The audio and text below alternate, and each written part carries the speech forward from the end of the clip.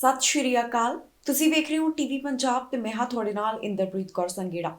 ਖਬਰਾਂ ਦੇ ਇਸ ਬੁਲੇਟਿਨ ਵਿੱਚ ਤੁਹਾਡਾ ਸਵਾਗਤ ਹੈ। ਸਭ ਤੋਂ ਪਹਿਲਾਂ ਨਜ਼ਰ ਮਾਰਦੇ ਹਾਂ ਹੈਡਲਾਈਨਸ ਤੇ। ਟਰੱਕ ਵਾਲਿਆਂ ਨੇ ਵਾਪਸ ਜਾਣ ਤੋਂ ਕੀਤੀ ਨਾ, ਕਿਹਾ ਸਾਰੀਆਂ ਪਾਬੰਦੀਆਂ ਤੋਂ ਮਿਲੇ ਰਾਹਤ। ਟਰੱਕ ਰੈਲੀ ਬਾਰੇ ਜਗਮੀਤ ਸਿੰਘ ਦਾ ਬਿਆਨ, ਕਿਹਾ ਇਹ ਵੇਲਾ ਘਰ ਵਾਪਸ ਜਾਣ ਦਾ। ਵਿਦਿਆਰਥੀਆਂ ਦਾ ਭਵਿੱਖ ਖਤਰੇ ਵਿੱਚ, ਮੌਂਟਰੀਅਲ ਵਿੱਚ ਹੋਇਆ ਵੱਡਾ ਇਕੱਠ। ਆਰਥਿਕਤਾ ਵਿੱਚ ਸੁਧਾਰ, ਤਾਜ਼ਾ ਅੰਕੜੇ ਜਾਰੀ। ਪੁਲਿਸ ਨੂੰ ਮਿਲੀ ਵੱਡੀ ਸਫਲਤਾ, ਨਸ਼ਾ ਤੇ ਹਥਿਆਰ ਹੋਏ ਬਰਾਮਦ। ਕਈ ਦਿਨਾਂ ਤੋਂ ਆਟਵਾ ਵਿੱਚ ਟਰੱਕਰਸ ਵੱਲੋਂ ਪ੍ਰਦਰਸ਼ਨ ਕੀਤਾ ਜਾ ਰਿਹਾ ਹੈ ਜੋ ਲਾਜ਼ਮੀ ਵੈਕਸੀਨੇਸ਼ਨ ਨੀਤੀ ਦਾ ਵਿਰੋਧ ਕਰ ਰਹੇ ਨੇ।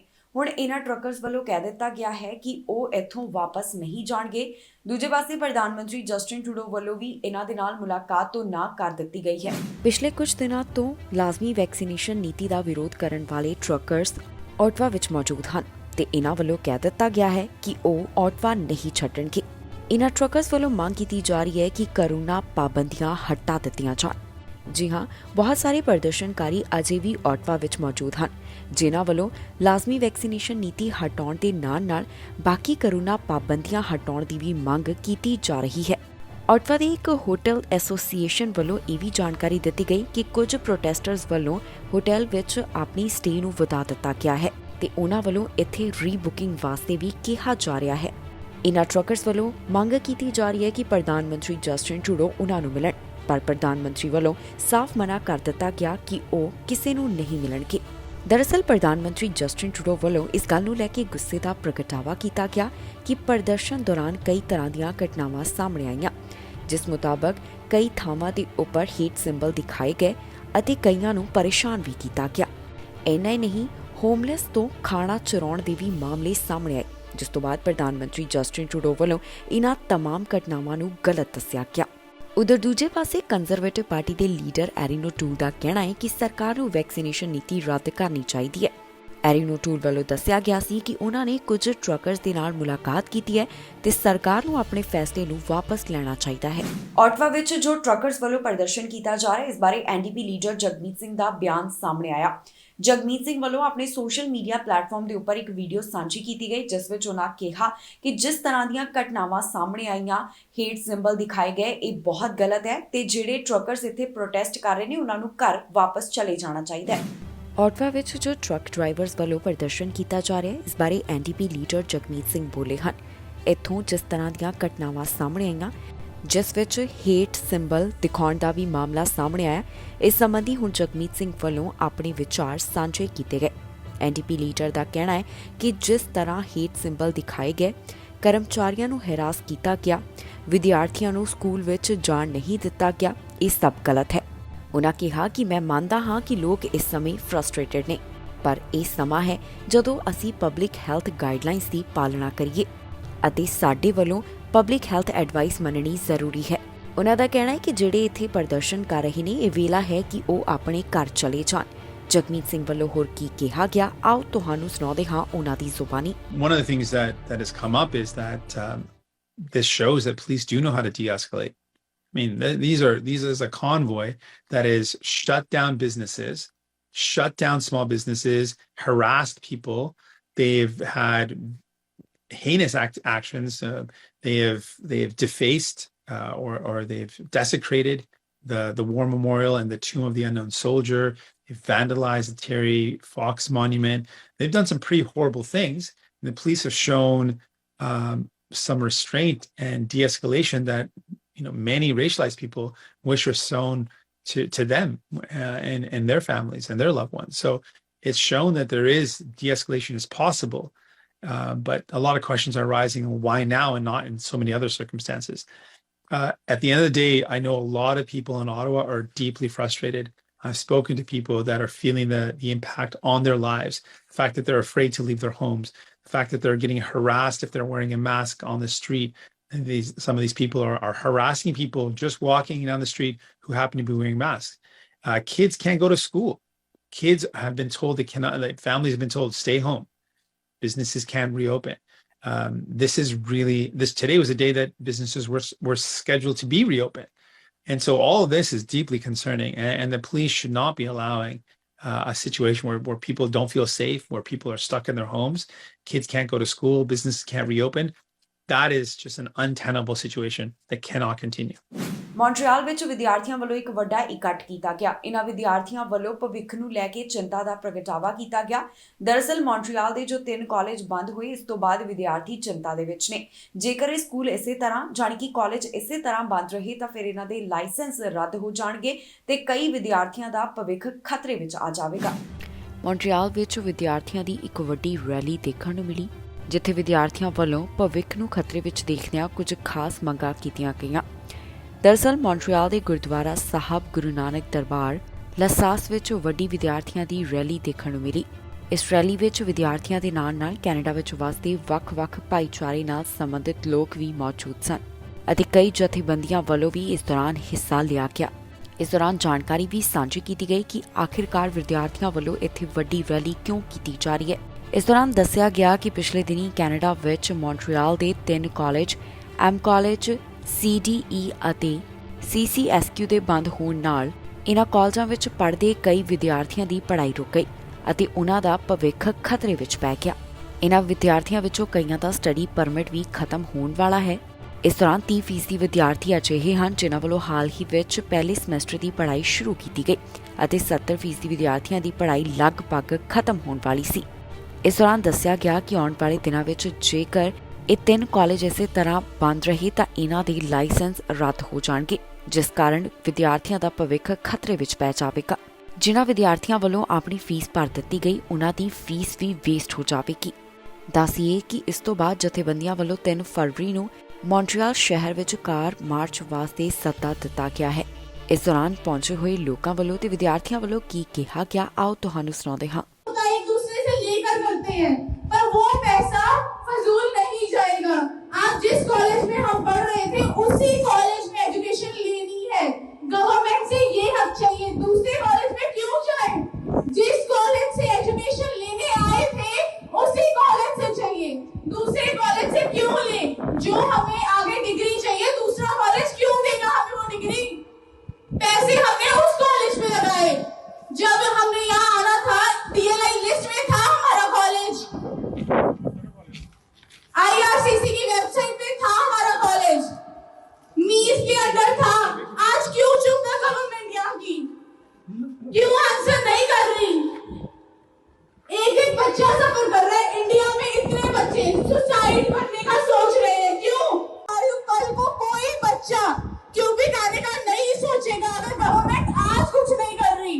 ਆਲਮੋਸਟ $45 ਮਿਲੀਅਨ ਜਿਹੜਾ ਇਹ ਐਡਾ ਵੱਡਾ ਘਪਲਾ ਵਾ ਤੇ ਇਹਦੇ ਵਿੱਚ ਜਿਹੜੇ ਕਿਊਬਿਕ ਦੇ ਨਾਮੀ ਜਿਹੜੇ ਇੰਸਟੀਟਿਊਸ਼ਨ ਨੇ ਉਹ 10 ਦੇ ਕਰੀਬ ਸੀਗੇ ਤੇ ਇੰਡੀਆ ਦੇ ਸਟੂਡੈਂਟ ਨਹੀਂ, ਇਹਦੇ ਵਿੱਚ ਦੁਨੀਆ ਭਰ ਦੇ ਮੁਲਕ ਭਰ ਦੇ ਜਿਹੜੇ ਸਟੂਡੈਂਟ ਨੇ ਉਹ ਇਸ ਜਿਹੜਾ ਐਡਾ ਵੱਡਾ ਬਲੰਡਰ ਹੋਇਆ ਉਹਦੇ ਵਿੱਚ ਫਸੇ ਹੋਏ ਨੇ ਤੇ ਕਈ ਸਟੂਡੈਂਟ ਜਿਹੜੇ ਇੱਥੇ ਕੈਨੇਡਾ ਦੇ ਵਿੱਚ ਨੇ, ਕਿਤੇ ਕੁਝ ਸਟੂਡੈਂਟ ਜਿਹੜੇ ਉਹ ਇੰਡੀਆ ਦੇ ਵਿੱਚ ਬੈਠੇ ਨੇ, ਉਹ ਫੀਸਾਂ ਵੀ ਭਰ ਚੁੱਕੇ ਨੇ ਤੇ ਇਹ ਜਿਹੜਾ ਏਜੰਟ ਕਾਲਜ ਦਾ ਜਿਹੜਾ ਇੱਕ ਪਾਰਟਨਰਸ਼ਿਪ ਚੱਲ ਰਹੀ ਆ ਵੀ ਏਜੰਟ ਕਹਿੰਦੇ ਇੱਥੇ ਜਿਹੜੇ ਲੋਕਲ ਬੰਦੇ ਉਹਨਾਂ ਨੂੰ ਲੈ ਕੇ ਕਾਲਜ ਓਪਨ ਕਰਵਾ ਲੈਂਦੇ ਨੇ, ਕੋਈ ਬ੍ਰਾਂਚ ਓਪਨ ਕਰਵਾ ਲੈਂਦੇ, ਉਹ ਤੋਂ ਬਾਅਦ ਉਹਦਾ ਜਿਹੜਾ ਵਾ ਬੈਂਕਰਪਸੀ ਕਰ ਲੈਂਦੇ ਨੇ ਤੇ ਜੋ ਸਟੂਡੈਂਟਾਂ ਦੀ ਜਿਹੜੀਆਂ ਫੀਸਾਂ ਨੇ ਉਹ ਅੜੀਆਂ ਰਹਿ ਜਾਂਦੀਆਂ ਉੱਥੇ ਤੇ ਬੜਾ ਮੈਂ ਦੇਖ ਰਿਹਾ ਵੀ ਬੜੀਆਂ ਅਜੀਬੋ-ਗਰੀਬ ਘਟਨਾ ਹੋ ਰਹੀਆਂ ਨੇ ਤੇ ਇਹ ਐਡੇ ਵੱਡੇ ਮੁਲਕ ਦੇ ਵਿੱਚ ਜਦੋਂ ਆਪਾਂ ਆਉਨੇ ਆ ਤੇ ਵੱਡੇ ਸੁਪਨੇ ਲੈ ਕੇ ਆਉਨੇ ਆ ਵੀ ਇੱਥੇ ਪੜਾਂਗੇ ਅੱਗੇ ਫਿਊਚਰ ਦੇ ਲਈ ਪੜ੍ਹ ਲਿਖ ਕੇ ਇੱਥੇ ਵਧੀਆ ਨੌਕਰੀ ਕਰਾਂਗੇ, ਪਰ ਜਦੋਂ ਦੇਖਦੇ ਆ ਵੀ ਹਾਲ ਇਹਨਾਂ ਮੁਲਕਾਂ ਦੇ ਵਿੱਚ ਜਿੱਦਾਂ ਦੇ ਬਣੇ ਹੋਏ ਨੇ ਵੀ ਪ੍ਰਾਈਵੇਟਾਈਜੇਸ਼ਨ ਜਿਸ ਹਿਸਾਬ ਨਾਲ ਹੋ ਰਿਹਾ ਕਾਲਜ ਦਾ,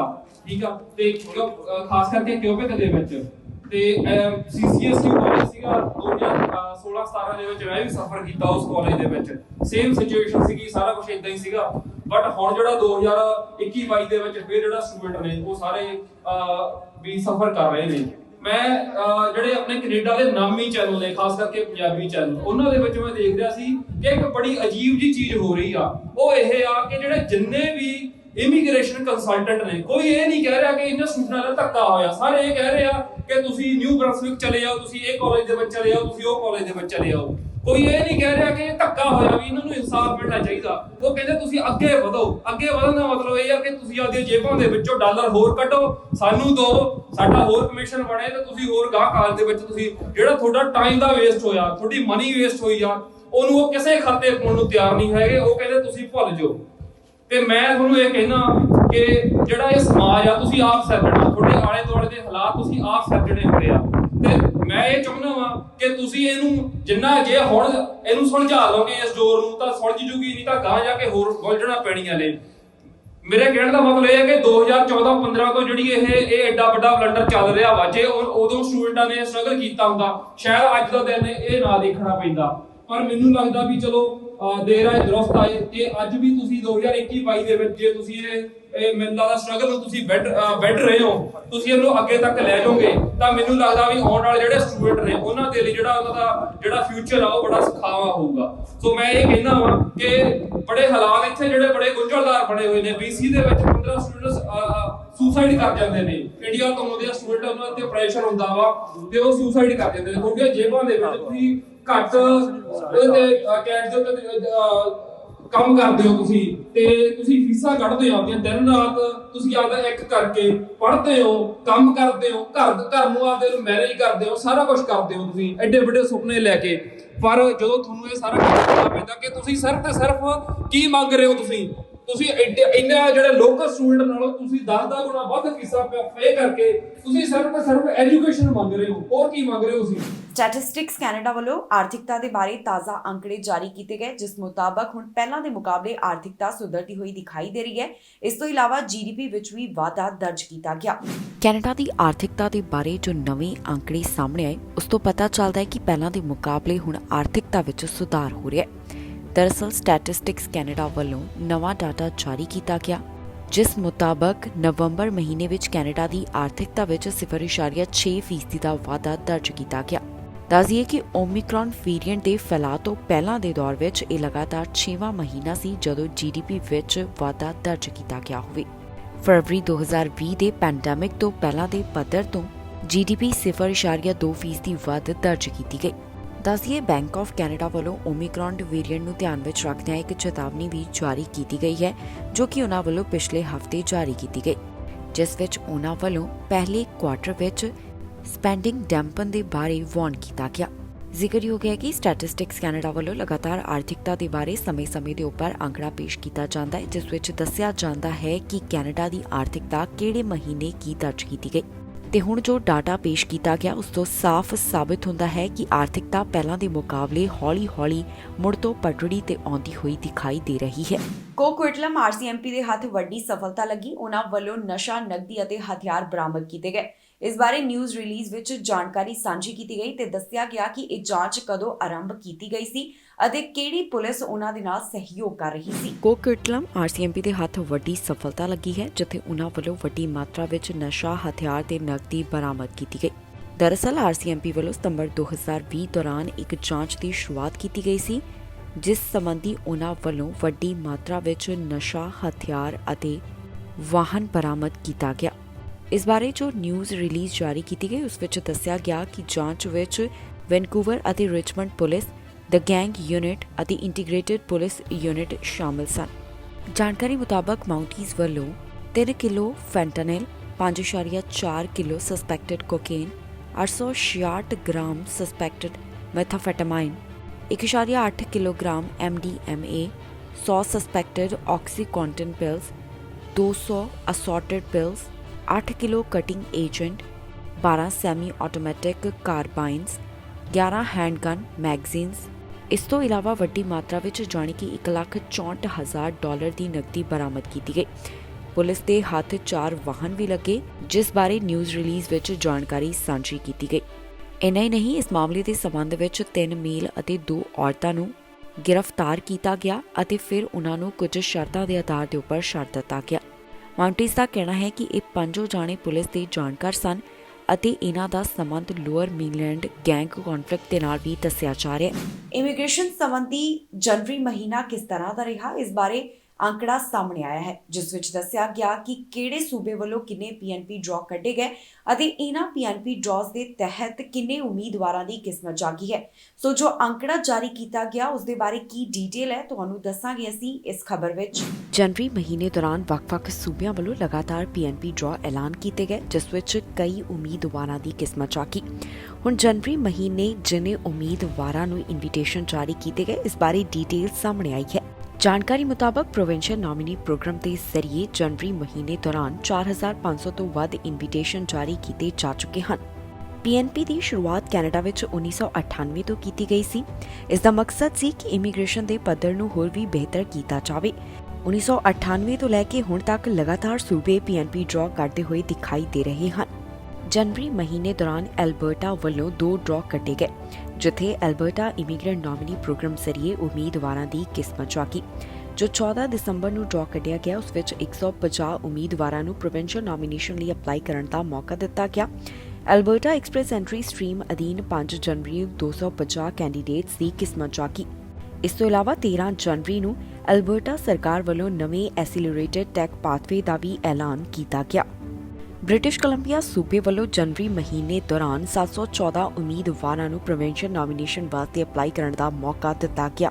ਮੈਨੀਟੋਬਾ ਵੱਲੋਂ ਸਕਿਲਡ ਵਰਕਰਸ ਇਨ ਮੈਨੀਟੋਬਾ, ਸਕਿਲਡ ਵਰਕਰਸ ਓਵਰਸੀਜ਼ ਅਤੇ ਇੰਟਰਨੈਸ਼ਨਲ ਐਜੂਕੇਸ਼ਨ ਸਟ੍ਰੀਮ ਅਧੀਨ ਸੱਦੇ ਜਾਰੀ ਕੀਤੇ ਜਾਂਦੇ ਨੇ।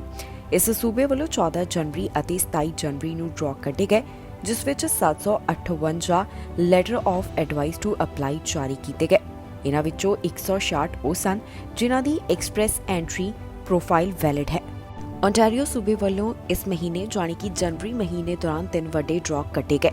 ਪਹਿਲਾ ਡਰਾਅ 11 ਜਨਵਰੀ ਨੂੰ ਕੱਢਿਆ ਗਿਆ, ਜਿਸ ਵਿੱਚ 1084 ਇਨਵੀਟੇਸ਼ਨ ਜਾਰੀ ਕੀਤੇ ਗਏ। ਇਹ invitation employer job offer category 2 foreign worker, international student ਅਤੇ ਇਨ ਡਿਮਾਂਡ ਸਟ੍ਰੀਮ ਅਧੀਨ ਸੀ।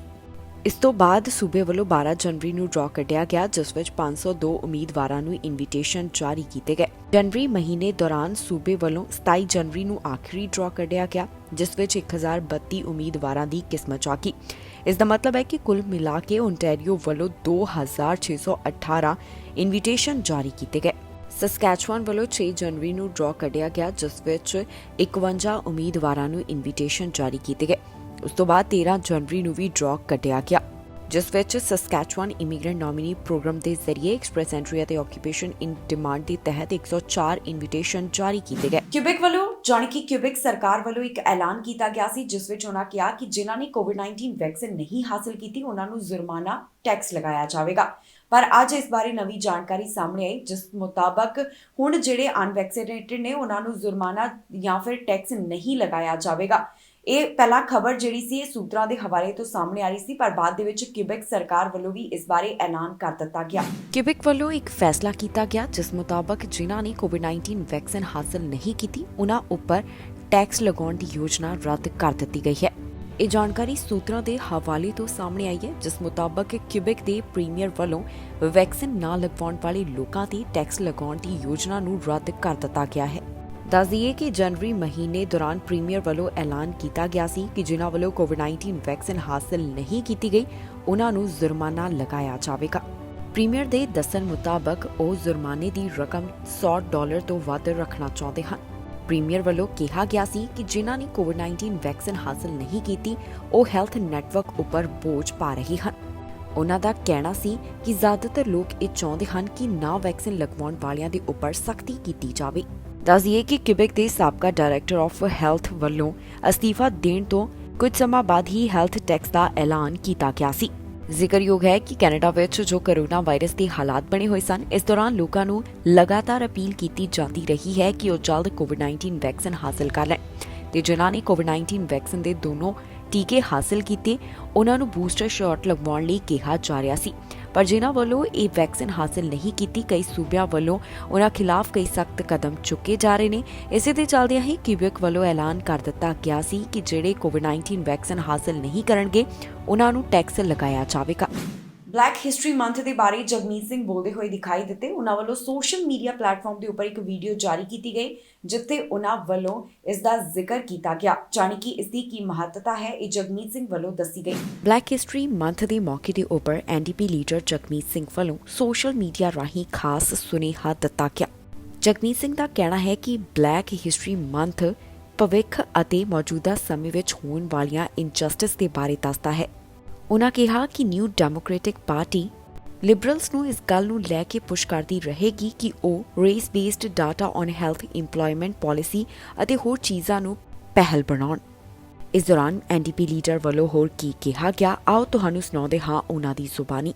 On behalf of all New Democrats, we want to reflect on Black History Month, how it's such an important opportunity to reflect on the past and the injustices that the Black community has faced, to celebrate the incredible achievements of the Black community and to commit to concrete actions to fighting the ongoing anti-Black racism, systemic racism that continues to exist. We stand in solidarity with the Black community in remembering the injustice and committing to action for a future where we tear down anti-Black racism. Black history month ਬਾਰੇ conservative party ਦੇ leader ਐਰੀਨੋ tool ਬੋਲੇ। ਉਹਨਾਂ ਵੱਲੋਂ social media platform ਉੱਪਰ ਇੱਕ video ਜਾਰੀ ਕੀਤੀ ਗਈ ਜਿਸ ਵਿੱਚ ਉਹਨਾਂ ਨੇ ਕੁਝ ਖਾਸ ਗੱਲਾਂ ਦਾ ਜ਼ਿਕਰ ਕੀਤਾ। ਬਲੈਕ ਹਿਸਟਰੀ ਮੰਥ ਦੇ ਬਾਰੇ ਕੰਜ਼ਰਵੇਟਿਵ ਪਾਰਟੀ ਦੇ ਲੀਡਰ ਐਰੀਨੋ ਟੂਲ ਬੋਲਦੇ ਹੋਏ ਦਿਖਾਈ ਦਿੱਤੇ। ਉਹਨਾਂ ਵੱਲੋਂ ਸੋਸ਼ਲ ਮੀਡੀਆ ਪਲੇਟਫਾਰਮ ਉੱਪਰ ਇੱਕ ਵੀਡੀਓ ਸਾਂਝੀ ਕੀਤੀ ਗਈ। ਐਰੀਨੋ ਟੂਲ ਨੇ ਕਿਹਾ ਕਿ ਫਰਵਰੀ ਬਲੈਕ ਹਿਸਟਰੀ ਮੰਥ ਹੈ। ਇਹ ਵੇਲਾ ਹੈ ਉਹਨਾਂ ਨੂੰ ਯਾਦ ਕੀਤਾ ਜਾਵੇ ਜਿਹੜੇ ਬਲੈਕ ਕੈਨੇਡੀਅਨਸ ਵੱਲੋਂ ਕੈਨੇਡਾ ਦੀ ਸਫਲਤਾ ਵਿੱਚ ਕੰਟਰੀਬਿਊਸ਼ਨ ਦਿੱਤਾ ਗਿਆ। ਇਸ ਦੌਰਾਨ ਉਹਨਾਂ ਵੱਲੋਂ ਆਪਣੇ ਕਈ ਵਿਚਾਰ ਸਾਂਝੇ ਕੀਤੇ ਗਏ।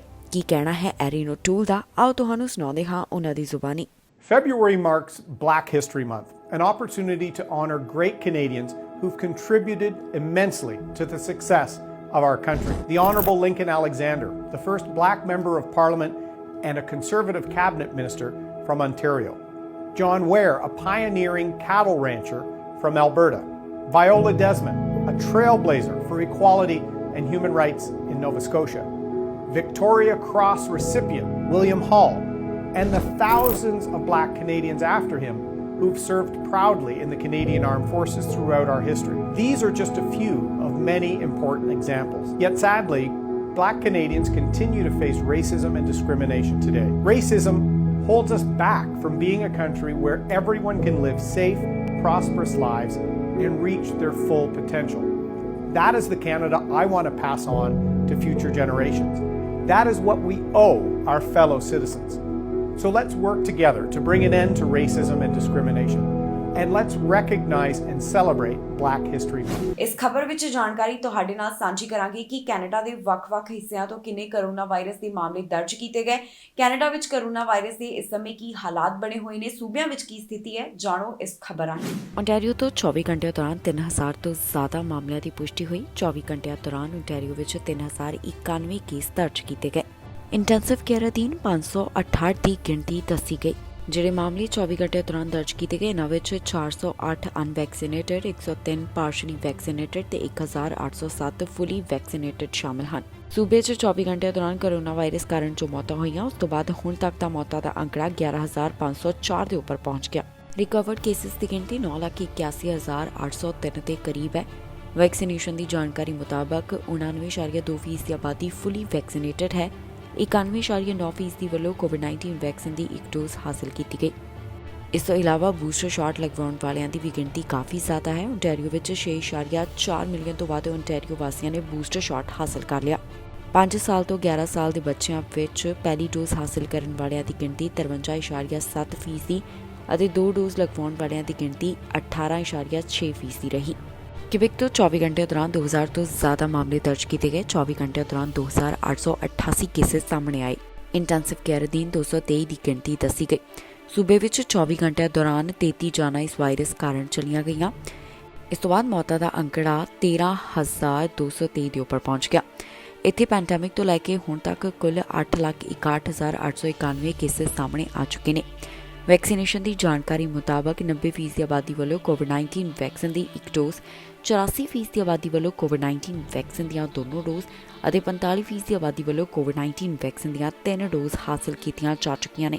ਕੈਨੇਡਾ ਵਿੱਚ 30 ਲੱਖ ਤੋਂ ਵੱਧ ਕੋਰੋਨਾ ਵਾਇਰਸ ਦੇ ਮਾਮਲੇ ਹੁਣ ਤੱਕ ਸਾਹਮਣੇ ਆ ਚੁੱਕੇ ਨੇ। 33,000 ਤੋਂ ਵੱਧ ਮੌਤਾਂ ਇਸ ਵਾਇਰਸ ਕਾਰਨ ਹੋ ਚੁੱਕੀਆਂ ਨੇ। ਇਸ ਤੋਂ ਇਲਾਵਾ ਰਿਕਵਰਡ ਕੇਸਿਸ ਦਾ ਅੰਕੜਾ ਵੀ ਕਾਫੀ ਜ਼ਿਆਦਾ ਹੈ।